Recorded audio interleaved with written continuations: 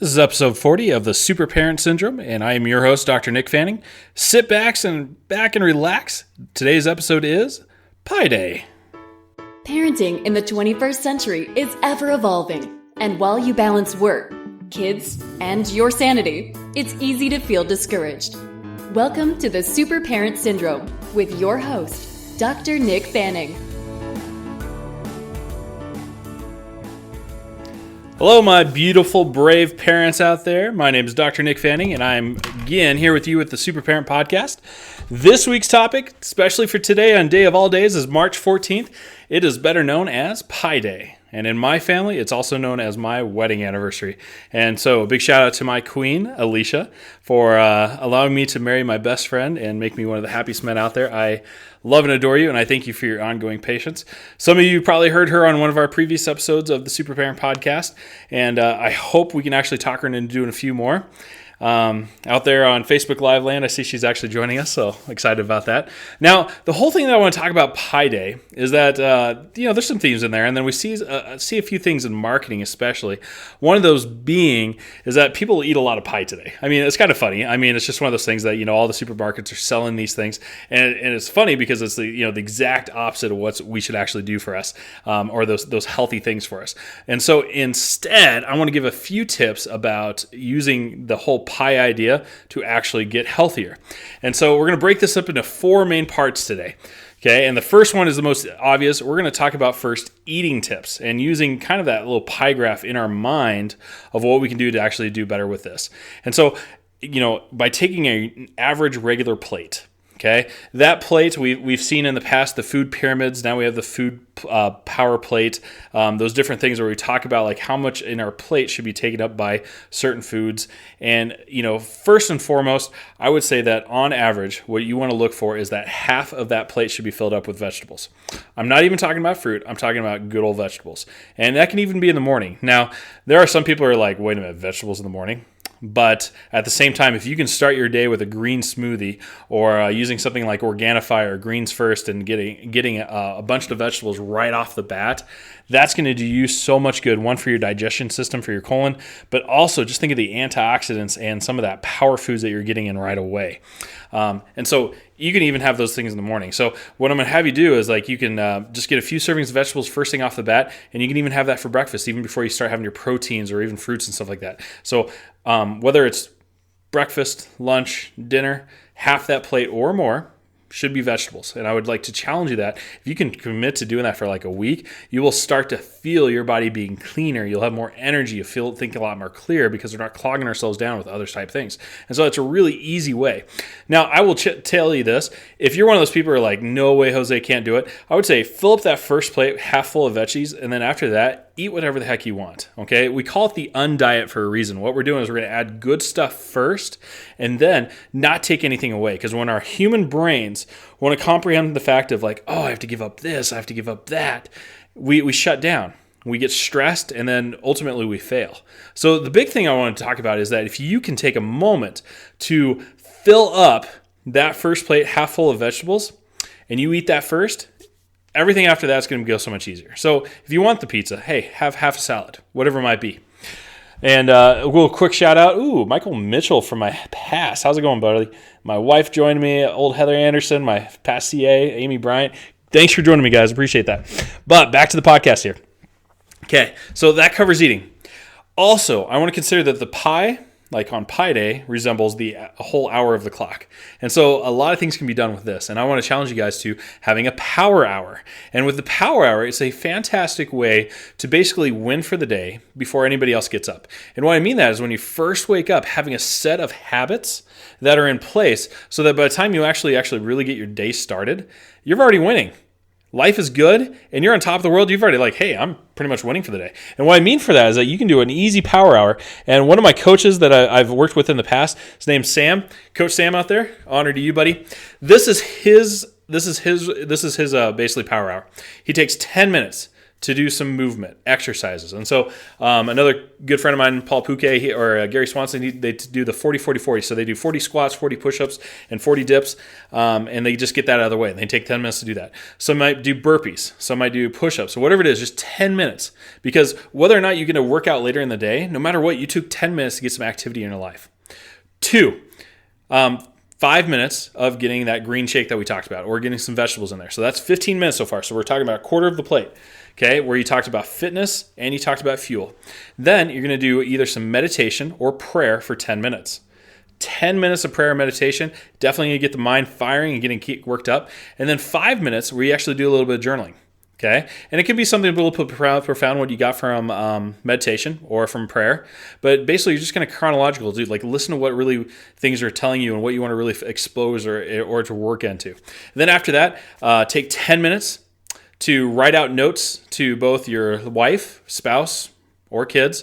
And so what I do is I typically use a sticky note and write them a quick little note, or I take a dry erase marker. Right on the bathroom mirror, like even today I said, happy anniversary, babe. Here's to many more. I drew little notes for my kids, and some of them can't read, so I draw pictures or I draw big old hearts, because every little kid will understand what heart is. And so we can take just a few moments of the day, will make their day. And I can tell you this, that it's so powerful that you can actually see on their own little private areas, you can see the sticky notes that I've done in the past. Now, I've only done this since November, but in that change, just 4 months, it's made such a profound difference in both their attitudes, but also in their everyday like self-confidence levels. And it's just absolutely amazing. Love seeing that. Another big thing, take 5 minutes to kind of reach out to, a friend or a family member that you haven't done in a long time. So for example, I would say this has single-handedly helped me repair my relationship with my mom. She and I have had a strained relationship. We're so much alike that we kind of butt heads a lot, but I would take a moment just to write her a note, and I would say something like, hey, I remember when blank, blank, blank. And so I'd talk about, I remember when I was a little kid and you helped me become an amazing goalie, and you'd practice with me hour after hour. Now, moms out there, dads out there, wouldn't it be amazing to have a note like that from your kid? So imagine if you could do that, just kind of reconnect with people and do those sort of things. Okay, so that's a huge one there. And then that last 15 minutes of the day, they call about discover and declare, or you learn something for your business or for your life, and then you teach somebody for that. So the best way to learn is to teach. And all my teachers out there, including my cousin Quinn, she'd married a teacher. Hey, Quinn. She would know that the best way to actually learn is to teach. And so what I mean by that is that whatever you learn in business and in life, take just a few moments to try to teach somebody that. It could be posting on social media about it. It could be doing a podcast like this. It could be writing a note, sending a text, whatever it takes, but do it just a moment to teach somebody else about what you've learned, and you really start to own it. So that's just an example of a power hour. There's many different versions of it. In fact, there's lots of books written about it. Some call it morning success rituals. Some people call it the power hour. Some call it morning manifesto. That's a great book, actually, that talks about it. His name, I cannot think of his name right now. I want to say Elon, but I know it's not. But anyway, those books out there will help to kind of take your life up a notch. Okay, number 3, housework, or tending to your kingdom or castle. What I like to do is set a timer for 30 minutes. And in that 30 minutes, I just clean like a beast. So we're talking about the plate again, okay? And half of that pie, you're just going to be beast moding, whether it's folding laundry, whether it's cleaning a room, whether it's sweeping, whether it's just tidying it up. 30 minutes, just go all out. And honestly, before I had kids, this worked absolutely amazing. Now that I have kids, you have to clean a lot more. But at the same time, you just have that 30 minutes piece of cake. And then 30 minutes, ideally, doing prep work. And what I mean that prep is for the next day. Whether it's making your kids a snack, whether it's setting your clothes out, whether it's making sure that you have your workout clothes set out so that way you have no excuses in the morning, or even getting like your journal ready or Bible ready. Those things kind of just prep work. 30 minutes of that to get prepped for the day. And then last but not least, family. Now, here's the shocking one, is that we have a lot of people in the world where we talk about, hey, we're spending more time with family, and we're spending more time with family. And there are statistics that show that we are spending more time with family and our spouses and our kids. But the quality of time that we're doing is far less, okay? 25% of people, 25% of parents have actually admitted that they spend less than 35 minutes per day with their kids. Now, that's just spending time with them. 60% of all families admit that the only significant moment that they spend together as a family is watching a movie together. Now, I can tell you this. there's not a lot of talking going on. There's not a lot of connection going on either when you're doing that. And so the challenge out there is that, yeah, we might be spending more time, but how much of that time is spent in front of a phone or watching movies or watching Netflix or, sometimes, if you're lucky, actually eating dinner together. And so what I'm saying there is that this last pie chart, I want you to really challenge you, is that if you can get a significant portion of that 1 hour or that clock spent together with family. And now, what I mean by that is, why don't you instead use that pie chart of that hour and just put the phone away? And so even if you have to challenge yourself as like, hey, I'm going to have 1 hour of no phone time in front of my family, that's a great way to use Pi Day. And in fact, a lot of you just like, oh my goodness, what is going on here? But think about that type of, honestly, just that type of present time consciousness, that connection that you might have with your kids or with your spouse. And so I can tell you that investment is going to be way, way beneficial. And so we talk about price versus cost. The cost and the cost of inconvenience of putting your phone away is well going to be worth it, especially as you invest into your family. So folks, that is what I want to challenge you today, is break your life into those 4 pie charts and like really just run with it. And so to make today more of a healthy pie day versus our standard American pie day, apple pie, a la mode, heated up and gorging ourselves. So folks, I appreciate you. I love you. As a parent, I totally understand. Thank you for taking this precious few minutes to be with me. And as always, you are not alone.